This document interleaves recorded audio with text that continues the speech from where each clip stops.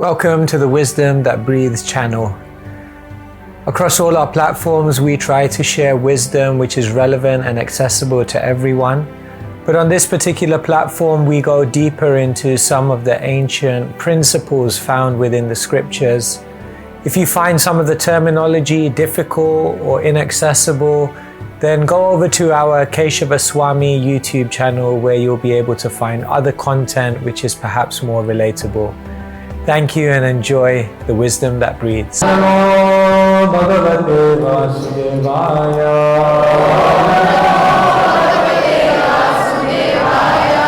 Om Jnanatimirandhasya Jnananjanashalakaya Chakshurunmilitam Yena Tasmai Shri Gurave Namaha. Mukham Karoti Vachalam Pangam Langhayate Girim Yat Kripatamaham Vande Shri Gurum Dinataranam Paramananda Madhavam Shri Chaitanya Ishwaram Vancha Kalpatarubhyascha Kripa Sindhubhya Evacha Patitanam Pavanebhyo Vaishnavibhyo Namo Namaha. Shri Krishna Chaitanya Prabhu Nityananda Shri Advaita Gadadhara Shri Vasudeva Gaura Bhakta-vrinda. Hare Krishna Krishna Krishna Hare Hare Hare Rama Rama Rama Hare Hare. Srila Prabhupada ki. So this afternoon I'll try to share some words with you. I won't speak too long. I'll invite all of you. You may have some questions, some thoughts, some inquiries on your mind. Then we can have also a little bit of a discussion. Nowadays people have a very, very short attention span. So we have to always keep things dynamic. We have to keep things moving. Once there was a taxi driver and a priest, and they both died at the same time. So they reached the heavens, the gates to heaven. And when the taxi driver came, God came to the gates and He opened the gates and He said, "Please come through to heaven." So the priest, he was waiting in queue. So then he came up to the gates and God said, No, you have to go back. He said, "Hey, how I have to go back? My whole life I spent talking about you, enlightening people about you. I spent my whole life sharing your message. How is it that I have to go back?" God said, "Your whole life you were speaking about me, but every time you spoke about me, you sent people to sleep."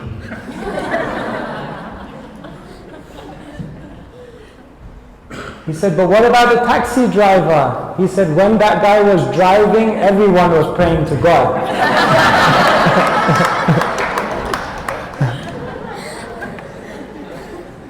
So please don't make me a taxi driver. I'll have to give up this danda behind me and become a taxi driver. Please stay awake. There's an important message here. The Bhagavad Gita is eternally relevant. You see, the Bhagavad Gita is not a discussion between just Krishna and Arjuna. The Bhagavad Gita is a question and answer session between us and God. Because every single question that Arjuna asks Krishna is a question that you will ask at some point in your life, isn't it? Arjuna asks Krishna, "How can I control my mind?" Any of you have problems with that one? Arjuna asks Krishna, "How can I be spiritual and at the same time live in this world with all my different responsibilities?" Ever asked that question? Arjuna asks Krishna, What are the qualities that will allow me to be successful in my life? Ever asked that question? There are books and books about this. Arjun asked Krishna, why is it that sometimes I know the right thing to do, but I keep doing the wrong thing?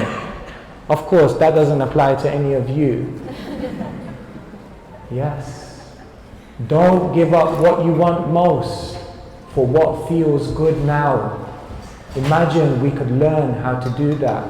Our life would look very, very different. So people have this notion that you read the Bhagavad Gita when you're old. But what they don't understand is that the Bhagavad Gita is not just preparing you for the afterlife. The Bhagavad Gita is preparing you for the best here life, the now life.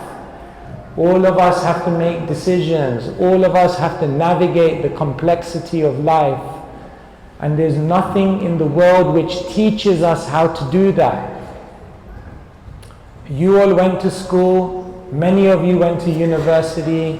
I also went to university. But at university, they didn't tell me how to respond when you lose a loved one. Did you learn that at university?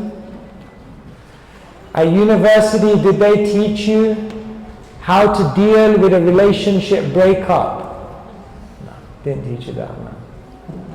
At university, did they teach you how to deal with the reversals and the roller coaster journey of life? Didn't teach you that one. So this is the Hare Krishna temple, but I also call this the school of life.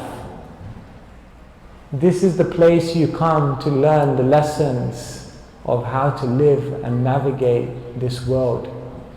And therefore we're always going back to the Bhagavad Gita.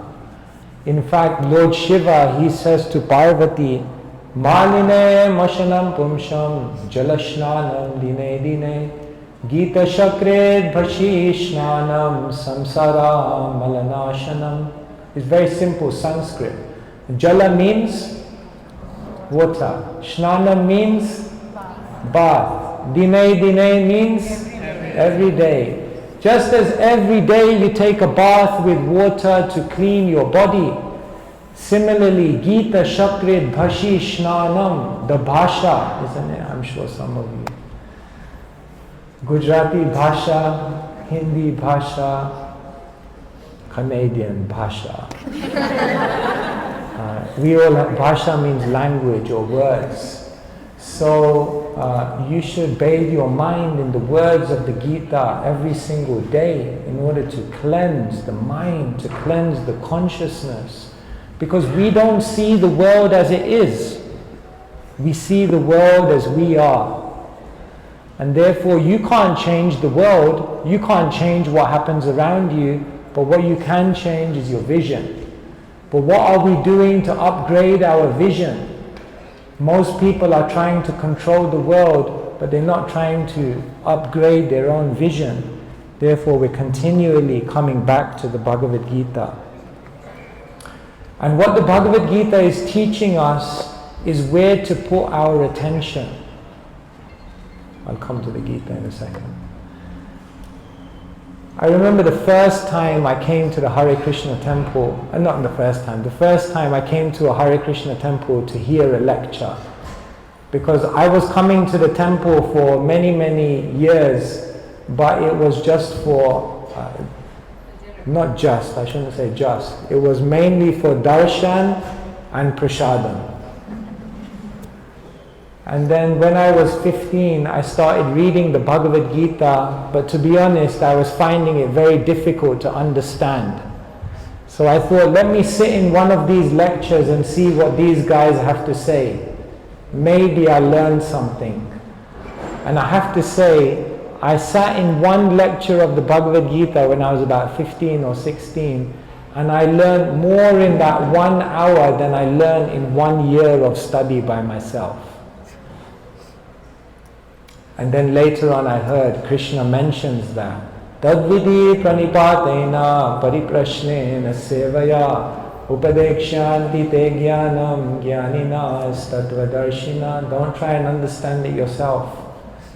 You will not grasp the truth. You have to go to a tattvadarshi, one who has understood the truth, and they will reveal all to you. But in that first lecture, I remember one story they told me, and I still remember it to this day. It's the story of a king who had 4 wives. Have you ever heard this story? Yes. You heard this story, right? Some of you may not have heard it, so I'll tell it for old time's sake. There was a king who had 4 wives. By the way, we're not promoting polygamy here. It's just a story. Don't take it personally. The first wife was the one that he loved the most, the one that he gave his heart to, the one who he gave all his attention and gave her the best gifts and everything. The second wife was the one he took around everywhere to show off to the world. So whenever he would go to a party, whenever he would go to a social, he would go with that wife to show the world. The third wife was the wife that he revealed his heart to, the one that he would always speak to about his problems, his hopes, his fears. And the fourth wife was the one that he neglected, the one that he never really paid any attention to, the one that seemed to be there all the time, but that he never really gave any of his heart to. The king became older and older, and one day the king was on the verge of his death. So he was on the deathbed, and he called the first queen, the one that he gave his heart to, all his attention and time to. And he said to his first queen, I'm about to die, will you come with me? And she said, I'm leaving you. And he was crestfallen. He called the second queen, the one that he showed off to everyone in the world, the one he took to all the events and functions, all the marriages. Will you come with me? I'm about to die. And that queen said, I'm going to marry someone else. That was even more painful. And you can leave me, but if you marry someone else, oh my God. The third queen was the one who he revealed his heart to, all the problems, all his hopes and fears, the one he would offload to. And that queen, he said, will you come with me? That queen said, I want to come, but I can only come as far as the crematorium. And then he thought, there's only one queen left. I didn't do anything for that queen, but let me see, let me try my luck. And when he called his fourth queen that he neglected, will you come with me? She said, there's no doubt. Even if you had not asked me, even if you had not expressed your desire, even if it was not your desire, still I would have come with you. Because I made a commitment to you. And that commitment I can never break. He was touched. The purport of the story is that the first queen represents our body. We do everything for this body. We aggrandize this body. We decorate this body. Mirror, mirror on the wall. We do so much for this body. Our life revolves around the body, gratifying the body in so many ways. But at the time of death, your body stays there. Your body is burnt, or your body is buried, or your body goes to the vultures. One way or the other, you can't take that body with you.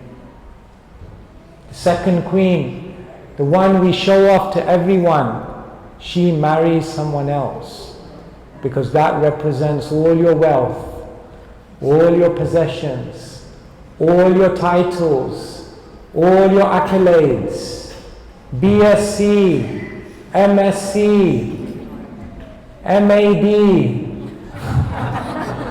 We made that one up. All the titles, they don't go with you. You have to leave them all behind. Even the spiritual titles, GBC, Temple President, Leader, Congregational, Sangha Leader, all of these titles, Sannyasi, all of those disappear. They marry someone else. But we carry those things around, showing it off to everyone else, feeling my life is a success. Just see, I am successful. I made it. Isn't it? Every Indian parent's dream. Doctor. When I was growing up, there were 3 options: doctor, lawyer, or failure. But it all disappears. It all disappears in the waves of time, and it all goes to someone else. And then the ones we reveal our hearts to, our hopes, our dreams, they come as far as the crematorium. Yes, your family, your friends, who love you dearly, who you shared so much with, but they can only come so far. And then you have to walk the journey without them.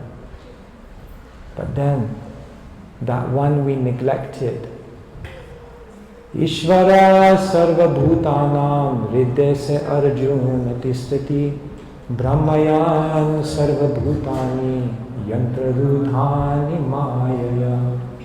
There is someone in your heart who has been walking with you every step of the journey.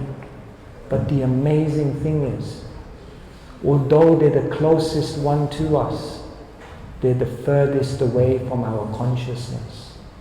Because we have become absorbed in the illusion, we've become absorbed in the other reality, and therefore Krishna bahir mukha hoya bhogavan chakare nikata stamayatare japati adhare. Because you turned away from looking at that person who loves you dearly.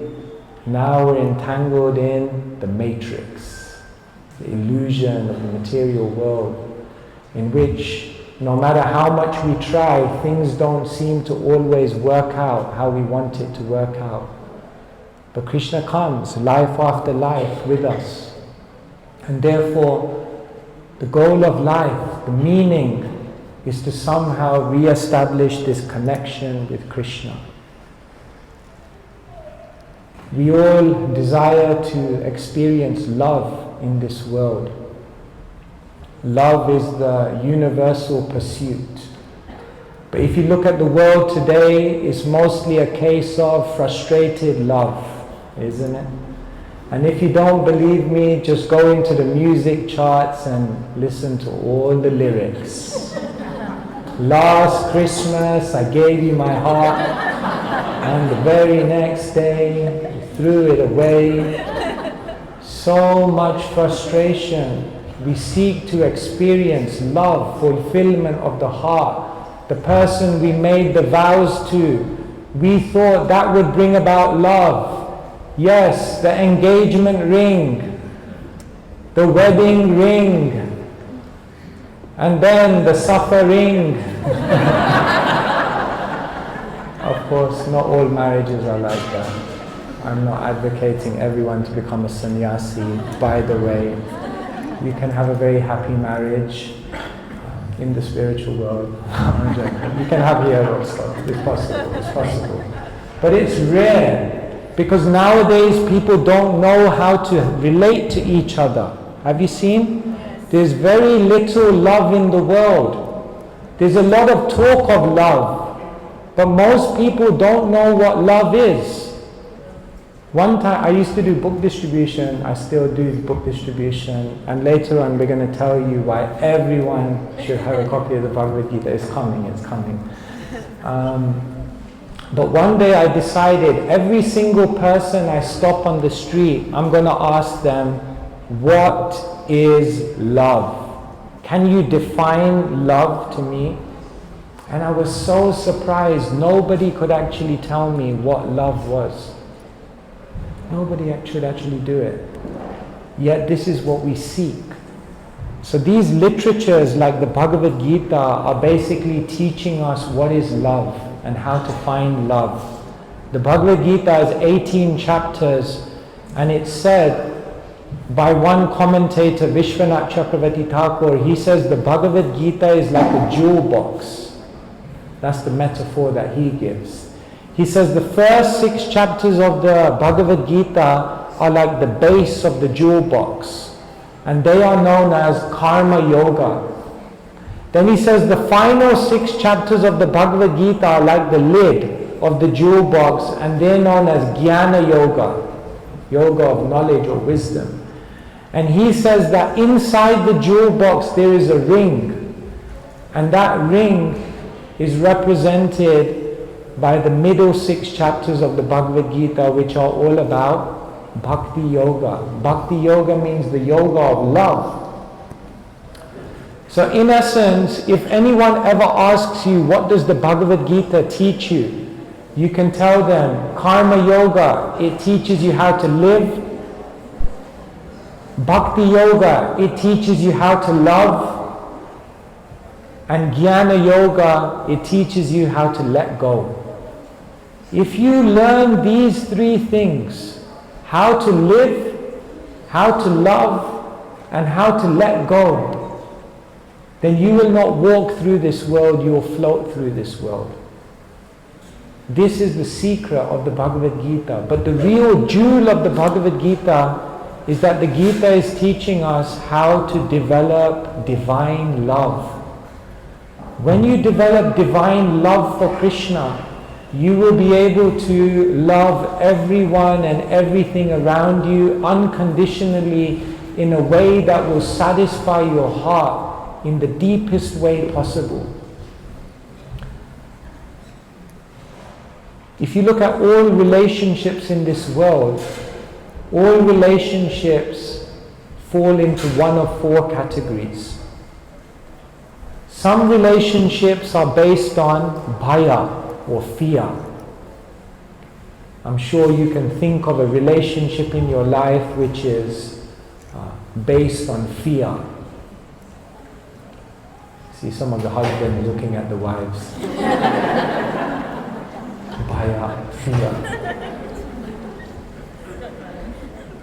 Sorry, there's a lot of marriage jokes today. I'm not, just somehow it's coming out what to do. Higher than that is when you have a relationship out of asha. What does asha mean? Desire. So many relationships in this world are transactional. We're in a relationship because you scratch my back, I'll scratch your back. 2 for you, 10 for me. So many relationships like that are in the world, they're transactional, asha. Then it said that higher than that are relationships in this world which are based on kartavya. What does kartavya mean? Duty. Because someone has done so many things for you, you feel gratitude, you feel a sense of indebtedness. Yes, they have done so much for me. I have a duty to them. I must also do something for them. But actually, what our acharyas, our teachers tell us is that these 3 reasons for a relationship don't actually constitute real relationship. Because higher than bhaya, higher than asha, and higher than kartavya is prema. When you relate to someone because you love them, When you relate to someone, not because you're scared of them, not because you're indebted to them, not because you're trying to get something from them, but you love them because they're incredible and they're amazing and their personality is so enchanting, is so beautiful in all ways that you can't resist but want to do something for them. That is love. And therefore, in this world, most people don't even have one loving relationship with anyone else. Because if they look closely, then all relationships are tainted by fear, desire, and a sense of indebtedness and obligation. But where's the love? And the amazing thing that Krishna explains in the Bhagavad Gita is that when we relate to Him, when we relate to God, we can also relate in the same categories. Most people are just worshipping God because they're scared. If I don't worship God, He's going to mess up my life. So I better keep Him happy. Oh my God, I miss my prayers. I'm going to get cursed. Most people are like that. They are God-fearing.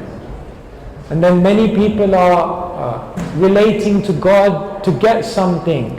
They see God as the cosmic order supplier. They go in front of God with a shopping list. One time the Buddha was asked by one of his disciples, what's the difference between liking and loving? And the Buddha said, you see that flower? If you like it, then you'll go up to it, you'll pick it, you'll smell it, you'll enjoy it, and then you'll discard it. But if you love that flower, then you'll go up to it, you'll protect it, you'll nourish it, you'll allow it to grow, you'll allow it to display its beautiful color, beautiful fragrance, and in that way you will serve it in a mood of great love. That's the difference between liking and loving. So now when we go up to Krishna, we can ask ourselves, do I like Krishna or do I love Krishna? When we go in front of God, are we expecting or are we appreciating? When we go up to God, are we asking or are we offering?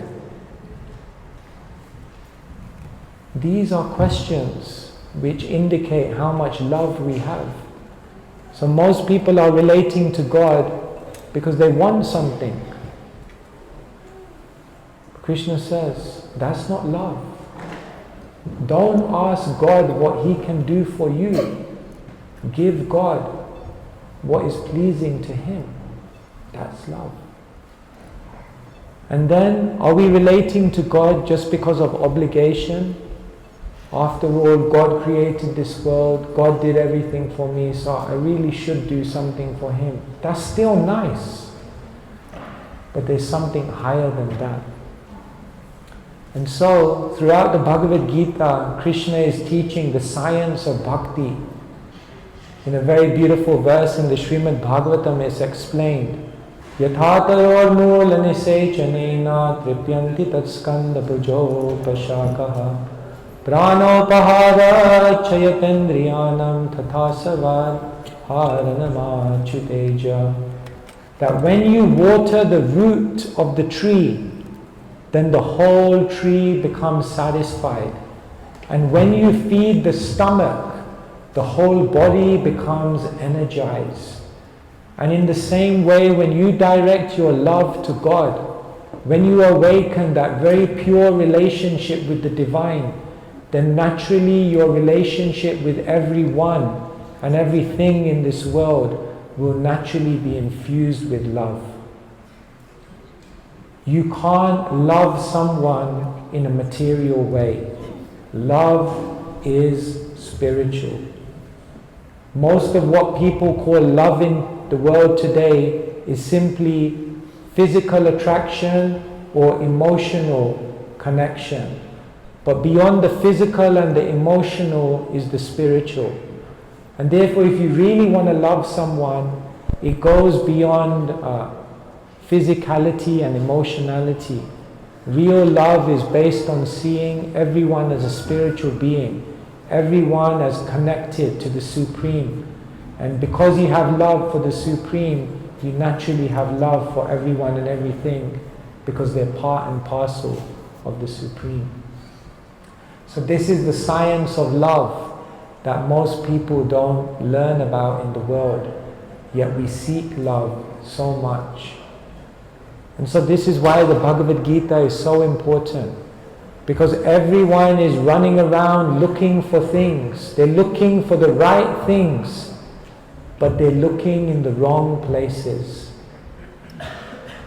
This week we are going to be honoring the celebration of Krishna's most dear devotee, Srimati Radharani, her appearance in this world. Srimati Radharani ki Jai. And of all personalities, Srimati Radharani is the embodiment of love. There's only one thing which is greater than God. That is love for God and the personality who has love for God. They conquer even God. God is the Supreme, but He becomes conquered by love. And Srimati Radharani's love is so powerful that even Krishna becomes conquered by that love.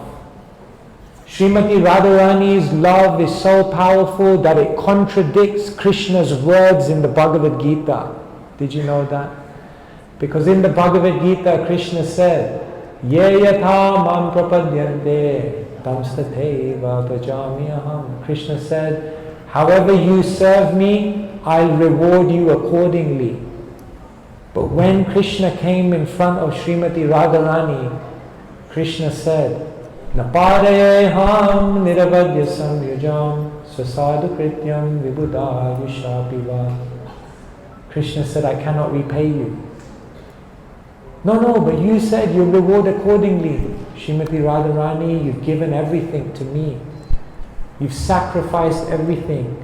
You put your security, your chastity, your comfort, you put everything to one side. And when I played the flute, you just ran to me. And therefore, I have no way to repay you. You've contradicted my words in the Gita.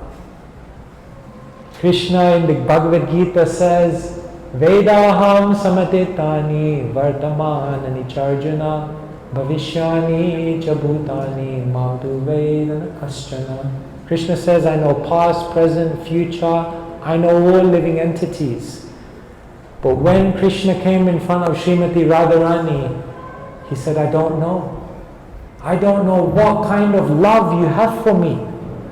What kind of love is sitting in your heart for me, and the intensity of that love, I have no understanding. I will have to incarnate in this world as Sri Chaitanya Mahaprabhu and accept your mood to understand that love. Krishna's words contradicted. So in this way, in so many ways, Srimati Radharani is embodying pure love. And therefore on this day of Radhastami, we are approaching Srimati Radharani and learning from her, becoming inspired by her, seeing her complete absorption in Krishna, and praying that one day may we have that absorption. One devotee came to Srila Prabhupada and said, Srila Prabhupada, sometimes I forget Krishna. Prabhupada said, you always forget Krishna, and sometimes you remember him. We come in front of Srimati Radharani and ask the question, when will my mind be naturally attracted towards Krishna as your mind is? He said that one day in Vrindavan, all the gopis were together and they were sharing with each other, what did you dream about Krishna last night? So every gopi was telling every other gopi what they dreamt about Krishna, and Srimati Radharani was quiet. So after all of them had spoken, They came to Radharani and said, "You're quiet. You please tell us, what did you dream about Krishna last night?" Her head went down and she said, "Dream about Krishna. Dream about Krishna. All night I was thinking about Krishna, I couldn't go to sleep." That's life. Imagine one day you stay awake all night thinking about Krishna, and those thoughts are so powerful that they prevent you from going to sleep. That is love. And that is represented by Srimati Radharani. So Radharani, she is the one who worships Krishna in the most powerful way. And therefore, this week we will be honoring that festival, and all of you will come and you'll hear more about Srimati Radharani. But for today, let me conclude here and remind myself, first of all, and all of you, that we're all looking for love. But love begins with love for God, love for the divine. And when you develop that loving connection with the divine, then love will pervade all aspects of your life, in all relationships. And in that way, you will experience the real fruit of what this life is meant for. Because a life without love is death. But when there's love, then there's life. And in order for there to be love, there has to be Krishna consciousness. Hare Krishna, Krishna Krishna, Hare Hare, Hare Rama, Rama Rama, Hare Hare.